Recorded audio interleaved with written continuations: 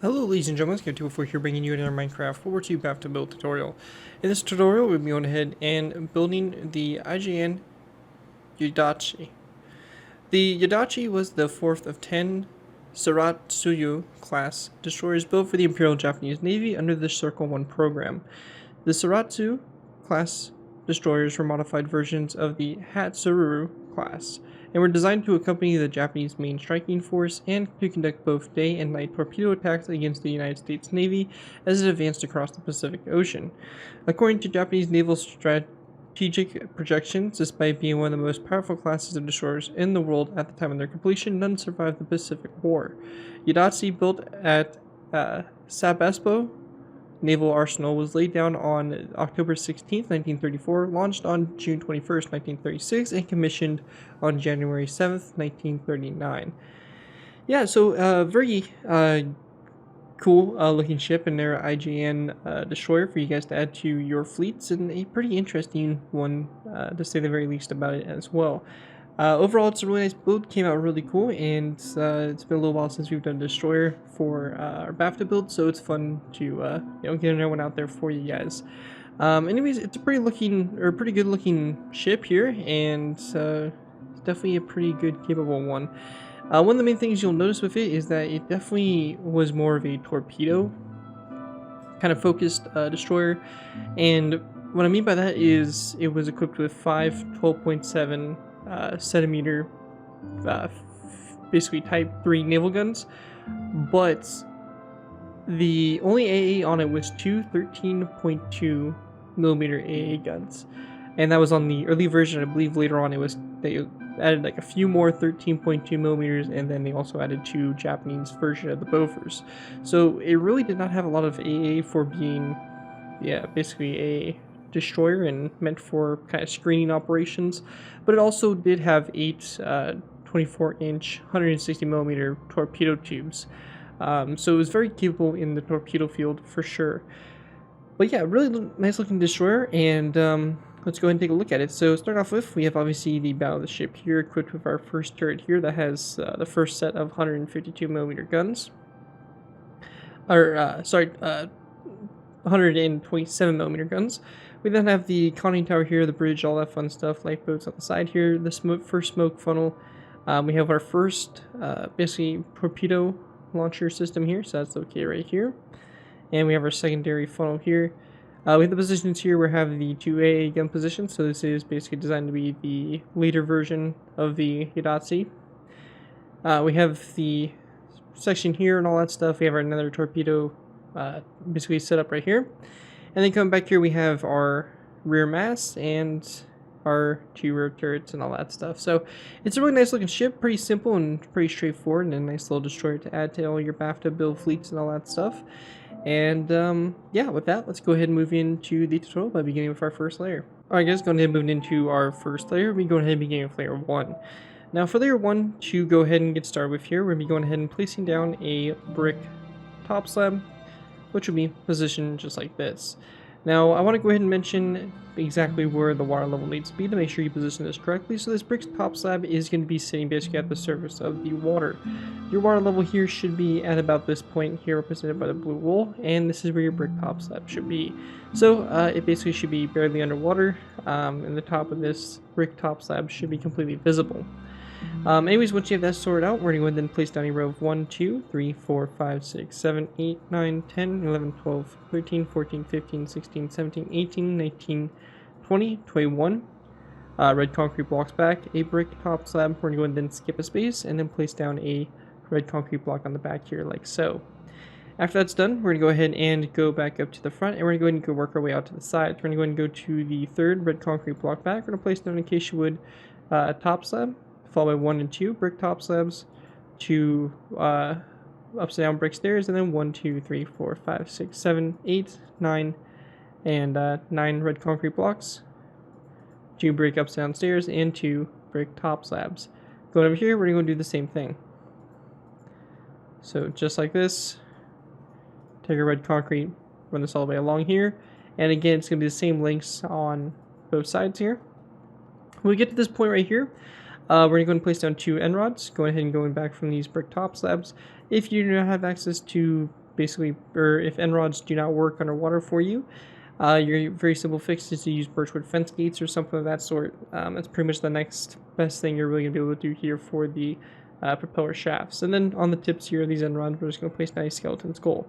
And with that right there, we'll pretty much sum up how to go ahead and complete this first layer. Pretty straightforward stuff. With that, let's go ahead and move into our second layer, layer number 2. Alright guys, going ahead and moving into our next layer, we're going ahead and moving into layer 2. For layer 2, to go ahead and get started with here, we're going to place down a stone block on top of this brick top slab, and then an andesite wall coming off of it going forward.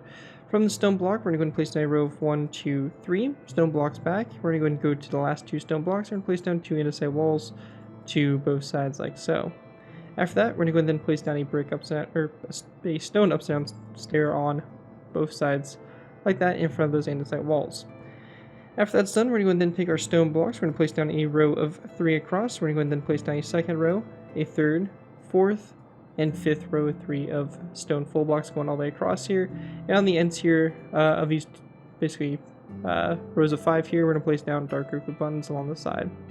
After that's done, we're going to go and then place down 1 and 2 stone blocks here in the middle, stone stair to both sides, and a stone slab going back from the stone stairs. On the side here of the dark oak wood slab, or sorry, the stone slab and the 2 stone stairs, we're going to place down 2 dark oak wood signs on both sides. And then continuing back, we're going to place down 1, 2, and 3 stone full blocks. We're going to go and place down 2 stone slabs on both sides here like so. And we want to go and then place down a stone brick stair, which will be positioned just like this on both sides like so. After that, we're going to take our stone blocks. We're going to place down another row of 1, 2, and 3 stone blocks down the middle here, 3 stone slabs here to both sides like that. After that's done, when we get to this point here, we're going to place down 2 light gray shulker boxes like that, 2 stone blocks over here on the left side, and 2 andesite walls over here on the right side. And then we just want to place down 2 dark oak wood signs on the sides of those andesite walls. Once that's done, we're going to go and then place down a stone stair right here, followed by a jungle wood slab on both sides. We're going to go and then place down another stone block here, jungle wood slab to both sides, followed by a stone stair, stone full block, 1, 2, jungle wood slabs, 1, 2, that, a row 3 across of jungle wood slabs, 1 slab on top of this red concrete block, and then we're going to place down a skeleton skull coming off both sides of this acacia wood slab, or sorry, this jungle wood slab. And then we want to place down a stone stair like so, a skeleton skull coming off both sides of this stone stair, and then just a end rod on the top of it so we don't forget to do it later. But anyways, that's all we should have here for layer 2. It's pretty straightforward, and this is what it looks like from up above here. The only difference here being this section right here. As you can see, there's a little bit of a difference there.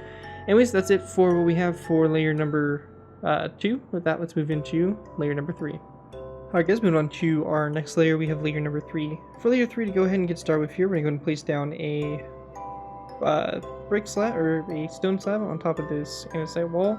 Going back from it, we're going to place down another stone slab, and then we want to go and place down a placeholder block. So for this, we'll just go ahead and use a block that we can easily tell apart from the build. We're going to place down a block here, come off this stone block that we previously on both sides, and then a skeleton skull on top of those blocks, just like that. After that, we want to go ahead and then place down a dark oak wood fence gate. That is going to go in this space like so, facing backwards, and a dark oak sign on both sides of the fence gate. After that, we're going to go ahead and then place down a stone stair, followed by a wither skeleton skull to the side, and a stone upside down stair, followed by a skeleton skull on both sides of this upside down stair. From this point here, we're going to then place down a redstone comparator, jungle pressure plates to both sides, another stone block here in the middle, followed by a second stone block back, and a dark oak wood fence gate opened back like so. We then want to take our smooth quartz, we're going to place down 2 smooth quartz slabs to both sides here, and a skeleton skull coming off these 2 quartz slabs. After that, we're going to then place down a birchwood sign on the side here of both sides of this first quartz slab like so. We then want to place down a stone stair, followed by a stone full block, we're going to go ahead and then place down a quartz stair, like this to both sides, quartz slab going back from the stair, and birchwood signs here, cut off both sides of the stair. And same thing over here. After that, we're going to go ahead and then place down a stone brick block, followed by stone buttons here on all these three sides. And we want to go ahead and then place down a skeleton skull coming off it going forward. After that, we're going to go ahead and then place down a andesite wall, followed by a iron trapdoor coming off both sides of the andesite wall, and we're going to go ahead and then place down a stone brick slab here in the middle. Now coming off both sides of the stone brick slab, we're going to place down a dark oak wood fence gate on top of the stone brick stair, and we're going to have it facing outwards, opened up. Same thing over here, and coming off the back of the sign, we're going to place down a dark oak wood sign, again on both sides there. Then across the top here of the fence gates and the slab, we're going to place down black carpet like that across. After that's done, we're going to place down a andesite wall here, again, followed by a stone brick full block, and we're going to place down stone buttons wrapped around this stone brick full block. We're also going to be placing down a skeleton skull on both sides of this andesite wall, and also cut off this stone brick block. From this point here, we're going to then place down a stone slab here, followed by a stone stair, just like that, coming off the stone slab. From this, we want to go ahead and then grab ourselves a nether brick fence post, place it down over here on the stair, and we're also going to go and take some dark oak wood signs and wrap around this stone slab like that. Also, we're going to go and place down a dark oak wood trapdoor coming off this nether brick fence post, just like that, in between the stair and the fence post, so like that. When we get to this point here, we're going to go and place down a stone stair on top of this stone block. We're going to go ahead and take our dark oak wood signs and place them down on both sides of the stone stair, and then a end rod coming off the stone stair going forward.